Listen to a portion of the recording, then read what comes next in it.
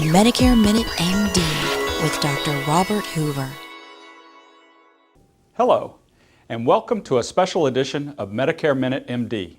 I'm Dr. Robert Hoover, Medical Director at CGS Administrators, the Jurisdiction C DME MAC. This special video segment is produced in collaboration with Noridian Healthcare Solutions, the Jurisdiction A and D DME MAC. Today I'm going to talk about Medicare's rules for telehealth. I'll also cover some of the pitfalls of doing telehealth for physicians and non-physician practitioners that may have been approached by marketing companies working with DME suppliers. Throughout this presentation, you'll note that I'll be careful in my use of the terms telehealth and telemedicine. I'll use the word telehealth in reference to interactions with a Medicare patient. Telehealth is a specific benefit in Medicare. I'll use the term telemedicine to describe the more general concept of interacting with a patient via other than a face-to-face encounter. Medicare pays for a limited number of Part B services furnished by a physician or practitioner to an eligible beneficiary via a telecommunications system. For eligible telehealth services, the use of a telecommunications system substitutes for an in-person encounter. There are multiple arrangements possible for telehealth services, some legally compliant and some not legally compliant. The Centers for Medicare and Medicaid Services published an excellent MedLearn Matters article in February of 2018 that discusses when Medicare will reimburse physicians and non-physician practitioners for telehealth encounters. The MLM article summarizes the Medicare rules around telehealth, the practitioners at the distant site that are qualified to bill for telehealth visits, and the services that are eligible for reimbursement under telehealth. That MLM article and additional information about telehealth are available on the CGS website where you access this video. Let's go over some of the key points of Medicare's telehealth rules. First, and maybe the most important, is that a qualified telehealth visit involves more than just a phone call with the beneficiary. As a condition of payment, you must use an interactive audio and video telecommunications system that permits real-time communication between you at the distant site and the beneficiary at the originating site. Asynchronous store and forward technology, the transmission of medical information that the physician or practitioner at the distant site reviews at a later time, is permitted, but only in federal telemedicine demonstration programs in Alaska and Hawaii. So what do the terms originating site and distant site mean? An originating site is the location of the eligible Medicare beneficiary at the time the service is furnished via a telecommunications system. Medicare beneficiaries are eligible for telehealth services only if they are presented from an originating site located either A, a county outside of a metropolitan statistical area, or MSA, or B, a rural health professional shortage area, or HPSA, located in a rural census tract. The Health Resources and Services Administration determines HPSAs, and the Census Bureau determines MSAs.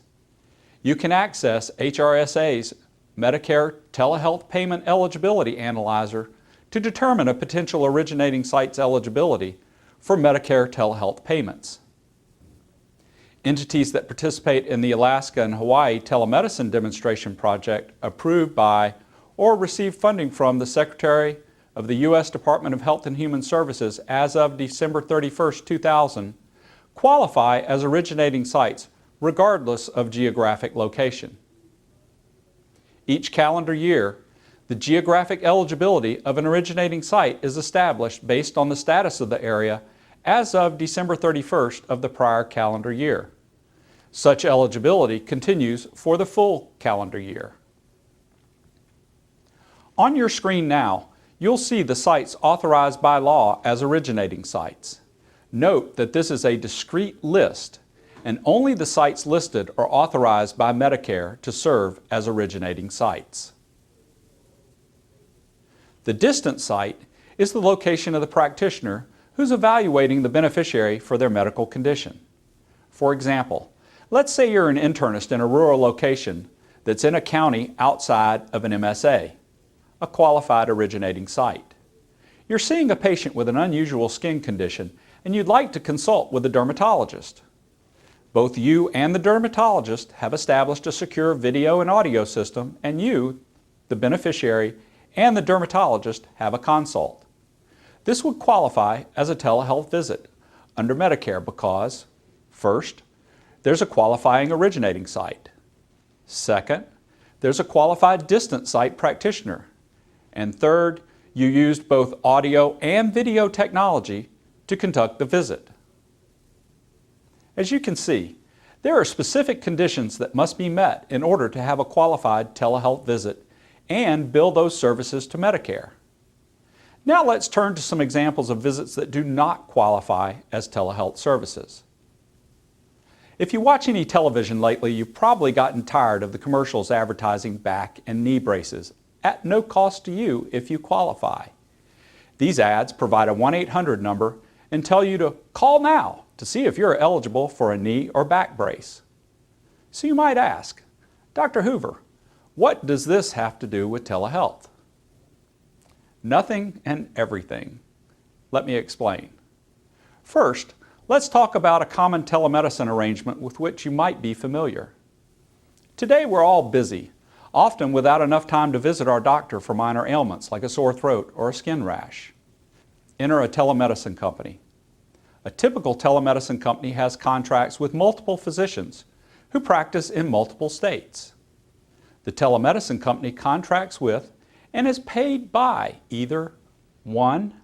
Self-funded employers who pay a membership fee for their employees, or 2. Health plans for the benefit of their subscribers, or 3. Patients who pay a per-visit fee. Now these types of arrangements are growing in number, and you may even offer this option as part of the benefits package for your employees. Now let's go back to that commercial for the back and knee braces. In some of these arrangements, there are 3 entities involved. First, a lead generation company. Second, a telemedicine company that enters into a 1099 independent contract with a physician. And 3, a DME company. These telemedicine companies and their contracted physicians are not paid by employers, health plans, or patients, but rather are paid directly or indirectly by the DME supplier. That's the one dispensing the braces and billing Medicare. On your screen now, follow me as I describe one of these arrangements. The first graphic will show the workflow. The second graphic will follow the payments. First, the beneficiary calls the 1-800 number established by the lead generation company. The lead generation company sends the leads to the telemedicine company and the DME supplier. The telemedicine company contacts the beneficiary or interested party and schedules a phone call with a physician contracted with the telemedicine company. After this encounter, the physician signs an order for the braces. The telemedicine company sends the order to the DME supplier, and the DME supplier mails the brace to the patient. In this next graphic, you'll see where the payments are going.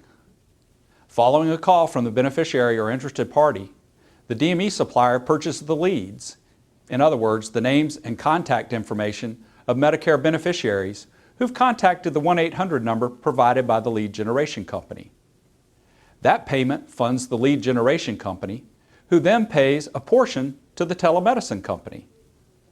The telemedicine company then pays their contracted physicians to contact the beneficiary, have a phone conversation, and generate the prescription. The DME supplier then obtains the prescription, bills Medicare for the brace, and bills the beneficiary for the Medicare copay. While there are a number of variations of this example, in the end, the DME supplier is paying the ordering physician. So you might ask, well, what's wrong with that arrangement? Several things. First, this type of arrangement does not meet the Medicare telehealth statutory benefit requirements. The telemedicine physician is simply making or taking phone calls to and from beneficiaries from all over the country. There's no video component to the encounter and no regard for originating site restrictions. In some cases, the lead generation company has completed a quote-unquote screening interview with the beneficiary and the physician is simply signing off on those notes. Second, in these types of arrangements, the ordering physician does not bill Medicare for the audio encounter. If a claim is billed, in the event of a Medicare audit, the claim would likely not be paid since it was not a valid telehealth service. Finally, many of these types of braces prescribed, as detailed in the DME MAC local coverage policies, require a face-to-face visit with the patient in order to perform physical exam maneuvers on the impacted joint or area of the body. A simple phone call to obtain subjective information from the patient without an accompanying examination does not meet the requirements for most braces paid for by Medicare. So let's review what I've covered here. First, a qualified Medicare telehealth visit has requirements for the type of contact with the patient, audio and video system capabilities. There must be a qualified originating site, a qualified distance site practitioner type, and a qualifying encounter type. Second, in a proper telemedicine arrangement, the ordering physician does not receive any compensation, direct or indirect, from a DME supplier. Furthermore, the telemedicine company gets paid for its services from either a self-funded employers that pay a membership fee for their employees, a health plan that offers telemedicine to its subscribers, or patients who pay a per-visit fee. Said another way, in a proper arrangement, there is no direct or indirect financial relationship between the person or entity ordering the product, that is, the ordering physician, and the entity furnishing the product, that is, the DME supplier. So the bottom line is this: physicians considering telemedicine contracting arrangements should enter into these arrangements with care. In this video, I've covered the Medicare requirements for telehealth and the common schemes that may cause you to run afoul of the Medicare statutes. There may also be state laws that govern the practice of telemedicine in your state and the states where you might be consulting with patients. For example, some states require that the treating practitioner personally maintain patient records, obviously in a secure, HIPAA-compliant manner and for a specific amount of time, 7 years for Medicare. With some telemedicine arrangements, the records of the patient encounters are maintained by the telemedicine entity, which may or may not comply with your state laws. Even in legitimate telemedicine or Medicare-compliant telehealth arrangements, if you do not control your patient records, you may have difficulty obtaining those records and justifying your billing to Medicare in the event of an audit. Not properly maintaining and providing access to your records to Medicare may result in the possible revocation of your billing privileges to Medicare and termination of Medicare billing eligibility. Engagement of an attorney knowledgeable in healthcare matters may be warranted before entering into telemedicine arrangements. And that does it for this edition of Medicare Minute MD. As with all of CGS's educational offerings, this is only a summary of certain policy requirements. I encourage you to read the MedLearn Matters article and the other materials on Medicare's telehealth benefit that I posted to our CGS website. Thank you for watching and have a nice day.